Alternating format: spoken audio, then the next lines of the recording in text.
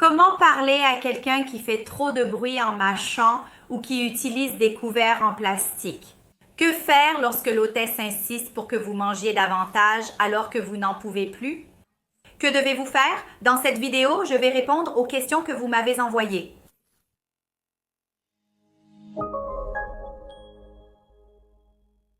Salut, ça va?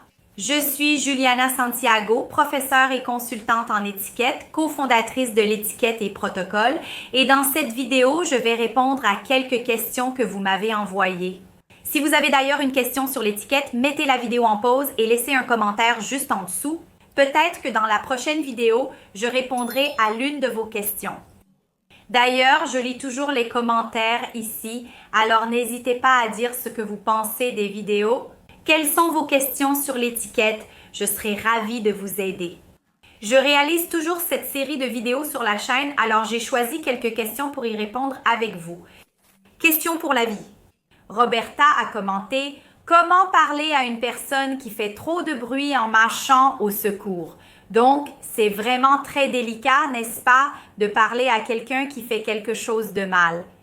Avant de parler à la personne et de penser à lui donner un retour, d'abord, tu dois évaluer quelle est ta relation avec cette personne.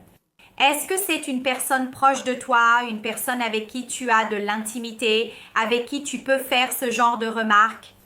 C'est aussi une personne qui te donne une certaine ouverture pour ce genre de retour, pour ce type de feedback. Il faut tout prendre en compte. Au moment où tu vas là-bas, faire une critique à quelqu'un, vraiment quelque chose que tu vois là, que la personne doit améliorer, que c'est vraiment comme ça. Mâcher bruyamment manque d'élégance et nuit à l'image de l'autre. On doit faire un peu attention quand on fait ce genre de remarques. Alors, qu'est-ce que je vous recommande?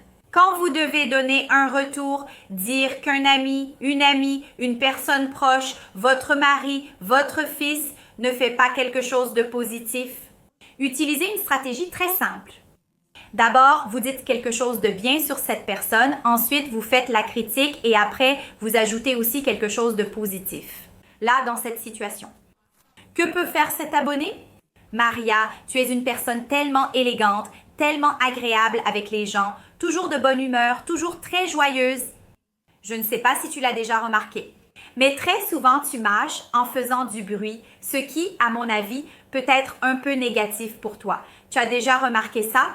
Écoute, je sais que ça peut sembler être un détail, mais tu es une personne tellement incroyable, tellement géniale. Je suis sûre que ce serait intéressant que tu ajustes ça.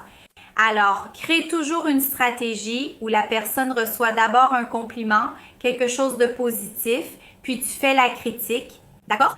Tu peux même utiliser cette stratégie dans plusieurs situations, même quand tu ne veux pas faire quelque chose, par exemple, ou quand tu dois corriger quelqu'un. Utilise cette stratégie de compliment puis de critique. Puis un autre compliment, ça fonctionne bien. Naldo Linares a demandé comment couper avec des couverts en plastique sec d'anniversaire. Eh bien, en effet, les couverts en plastique sont un peu plus limités pour manger. C'est pourquoi il faut prendre en compte, quand on est l'hôtesse et qu'on choisit ce type d'ustensile, quelle est la véritable qualité de la fourchette et du couteau qu'on va acheter. Parce qu'aujourd'hui, il existe déjà sur le marché de nombreux couverts en plastique de très bonne qualité qui peuvent même être utilisés pour un barbecue sans aucun problème. Ils coupent même la viande.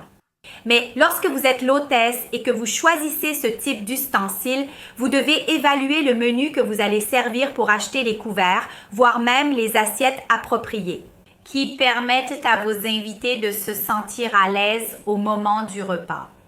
Donc, c'est déjà une instruction pour l'hôtesse. Maintenant, en premier, Naldo, si vous vous retrouvez dans une situation où, par exemple, vous êtes à un barbecue et les couverts ne sont pas de bonne qualité, mais que vous voulez bien manger, essayez de choisir des aliments plus petits que vous n'aurez pas besoin de couper. Par exemple, lors d'un barbecue, optez pour des viandes que vous n'aurez pas besoin de trop découper. En constatant que ces couverts ne sont pas de bonne qualité, alors s'ils ne vont pas vous aider, ils vont plutôt servir de soutien, d'appui. Pour que vous puissiez prendre votre repas, essayez de choisir des aliments plus faciles ou, par exemple, demandez au maître du barbecue de vous servir. Demandez-lui déjà de couper la viande en petits morceaux, d'accord? Coupez la viande en morceaux plus petits, plus faciles à gérer pendant votre repas. Dans une autre situation avec un aliment moins difficile que la viande, ce sera plus facile. Par exemple, dans le cas d'un anniversaire, un gâteau par exemple, ces aliments qui sont déjà plus moelleux seront beaucoup plus faciles à gérer. D'utiliser des couverts jetables en plastique, peu importe la quantité, ce sera plus simple de suivre ce processus. Je sais que cette vidéo parle des autres, mais que faire si même si vous mangez un peu pour faire plaisir, l'autre insiste pour que vous mangiez encore plus? Dans ce cas, je vous recommande d'utiliser la même stratégie que j'ai déjà expliquée. Pour la première question abordée dans cette vidéo, il suffit de répondre à l'autre. Maria, ta cuisine est merveilleuse, elle est parfaite, mais je ne sais pas si tu le sais, j'ai vraiment cette habitude, c'est dans mes coutumes et généralement je ne mange pas beaucoup. Tu n'as pas besoin de t'inquiéter, mais une chose est sûre, je n'ai jamais mangé de nourriture aussi délicieuse que celle-ci. Donc tu fais un compliment, tu peux aussi non seulement complimenter la nourriture, le repas, l'accueil que la personne a préparé, mais aussi le moment qu'elle a organisé pour t'accueillir. Tu peux faire des compliments dans tous ces contextes, mais tu peux utiliser la même stratégie. À partir de la première question que j'ai expliquée, Nani Souza a demandé « Si ce n'est pas poli d'utiliser le cure-dent à table, pourquoi est-ce qu'il est disponible sur la table ?» Excellente question, Nani. D'ailleurs, cette question de Nani vient d'Instagram. Je ne sais pas si tu me suis aussi sur les réseaux sociaux. Si ce n'est pas le cas, commence à me suivre. Maintenant, Étiquette et protocole aussi sur Instagram et sur d'autres plateformes comme TikTok. Je serai ravie de t'y retrouver. Beaucoup de contenu, des stories, viens car là-bas, il y a encore plus d'informations sur le bon comportement, les bonnes manières et bien plus encore. En effet, on voit bien qu'il n'est pas poli d'utiliser un cure-dent, n'est-ce pas? Ce cure-dent de table, ce cure-dent est vraiment une très mauvaise stratégie et une grosse erreur d'étiquette. Utilisez le cure-dent par exemple pour enlever la nourriture coincée entre vos dents. Alors, pourquoi le cure-dent est-il là pour que vous l'utilisiez? Probablement le cure-dent. Il est présenté plutôt dans des situations informelles où par exemple un apéritif va être servi. Il sera présenté, il sera servi et très souvent partagé. Parfois, l'établissement ne propose pas d'assiette ni de couverts individuels pour que chacun puisse manger sur place. L'apéritif.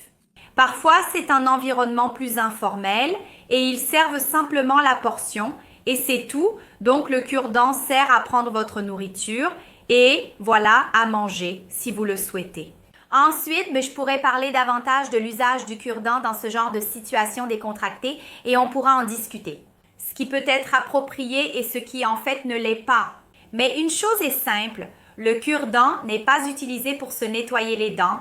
Il sert ponctuellement à prendre un aliment et à le manger sur place. C'est pour éviter le contact avec votre main, n'est-ce pas? D'ailleurs, ces questions qui nous viennent, comme utiliser ou non un cure-dent. Comment il doit être utilisé? Quelle est la meilleure façon de faire, surtout à table? C'est quelque chose qui suscite souvent des questions ici, n'est-ce pas? Même sur mes réseaux sociaux aussi. Et si vous n'avez pas encore participé à ma formation sur l'étiquette à table, n'hésitez pas à y participer. C'est une formation très complète, pédagogique, dynamique, avec seulement quelques heures de cours et des explications très claires, n'est-ce pas? Dans une formation 100% en ligne, vous allez vraiment apprendre le bon comportement à table et vous n'aurez plus de doute sur la façon de vous comporter, de tenir les couverts. Je suis certaine que cette formation va beaucoup t'aider. Il y a un QR code juste ici à côté. Il suffit de pointer votre téléphone et vous serez dirigé vers notre site. Rappelons que si jamais tu n'as suivi aucune formation dans notre école, utilise le code promo YouTube pour ton premier achat. Il te garantira une réduction spéciale.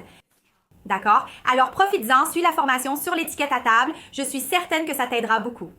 Eliana a demandé « Est-ce qu'il est incorrect de mettre la serviette en papier à l'intérieur de la serviette en tissu pour enlever le rouge à lèvres? » Question aussi posée sur Instagram. Oui, c'est incorrect. Toujours.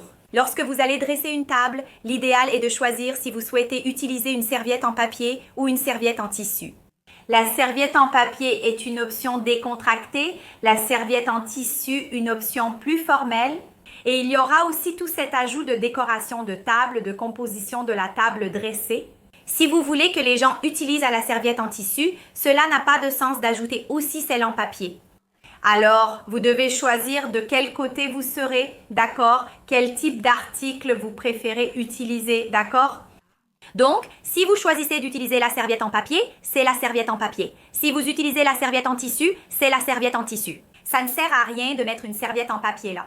Pour que les gens enlèvent leur rouge à lèvres, l'idéal est que la personne, l'invité, se dirige vers la table déjà sans l'excès de rouge à lèvres, l'hôte. Il n'aurait même pas besoin de le prévenir à ce sujet, donc c'est intéressant que vous vous dirigiez déjà vers la table et que vous enleviez l'excès de votre rouge à lèvres. J'aimerais demander s'il est contraire à l'éthique ou impoli de parler à quelqu'un en portant des lunettes de soleil. Eh bien, je pense que ce serait vraiment sympa de faire une vidéo sur les règles d'étiquette en portant des lunettes de soleil. Je pense même que je vais mettre ce sujet à l'ordre du jour pour qu'on puisse en discuter un peu plus, mais de manière très claire. Les lunettes de soleil empêchent l'un des principaux facteurs de la communication et du langage non verbal, qui est le contact visuel. Donc, quand vous portez des lunettes de soleil, souvent, n'est-ce pas? Bien sûr, cela va dépendre du modèle que vous avez choisi. On ne peut pas voir où la personne regarde. Donc, il n'y a pas toutes ces expressions, cette sensation que la personne fait attention à ce que vous dites, à ce que vous racontez, à cette conversation, à ce que vous montrez et donc à la relation. Elle risque de perdre un peu dans la communication non verbale. Bien sûr, dans certains environnements, par exemple lorsqu'il y a beaucoup de soleil, un environnement très chaud, des environnements extérieurs, il est naturel de porter des lunettes de soleil. D'ailleurs, beaucoup de personnes porteront des lunettes de soleil dans cette situation. Mais si par exemple vous entrez dans un endroit fermé, l'idéal est d'enlever vos lunettes pour maintenir toute cette communication et garder cette relation plus centrée sur la personne en travaillant un langage non verbal plus direct. Par exemple, il est approprié de porter des lunettes de soleil à l'extérieur, à la plage ou dans des lieux ouverts. Pour conduire, parfois, il y a beaucoup de soleil sur votre visage et cela gêne aussi votre vision pour conduire votre véhicule. Donc, dans toutes ces situations, les lunettes seront appropriées. Mais là, par exemple, porter des lunettes de soleil à l'intérieur dans un restaurant, ça n'a aucun sens, n'est-ce pas?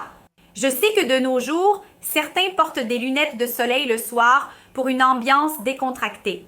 Mais ça reste un jeu, presque un déguisement que les gens utilisent juste pour s'amuser, n'est-ce pas? Je parle du moment où les lunettes de soleil font vraiment partie de votre look de présentation et que vous les gardez même à l'intérieur, c'est mal vu. Dans un groupe, dois-je saluer les hommes par une poignée de main et les femmes par une bise ou choisir un seul salut pour tous? Eh bien, tu n'es pas obligé de saluer tout le monde de la même façon. Par exemple, si tu veux saluer les femmes avec une bise sur la joue et les hommes avec une poignée de main, pas de problème. D'ailleurs, selon les règles de l'étiquette sociale, c'est une façon tout à fait acceptable au Brésil. On a vraiment l'habitude de faire des câlins à tout le monde avec qui on a une certaine proximité, tu vois? Parfois, tu as vu la personne 2 fois et tu la salues déjà avec un bisou sur la joue, avec une étreinte et ça fait partie de notre culture. Mais dans d'autres pays, il est très courant d'utiliser la poignée de main comme salutation principale, même entre femmes. Tu n'as pas besoin d'utiliser la même salutation avec tout le monde dans le groupe. Mais il est intéressant de souligner que si tu arrives dans un groupe et qu'il y a par exemple des personnes que tu ne connais pas et que tu en as salué certaines, il est aussi intéressant de saluer les autres, même si tu en embrasses certaines sur la joue et d'autres avec une poignée de main, il n'y a pas de problème. D'ailleurs, en parlant de groupes de personnes que tu rencontres, à propos de saluer les gens, tu t'es déjà arrêté pour y penser? Quels sont les sujets dont on ne doit pas parler avec les gens? Quel type de sujet qu'on ne doit pas aborder lors d'une première conversation? J'ai déjà fait une vidéo récente ici sur la chaîne où je parle des sujets que les personnes élégantes n'abordent pas lors d'événements sociaux. Cliquez ici, je suis sûre que vous allez adorer ce contenu.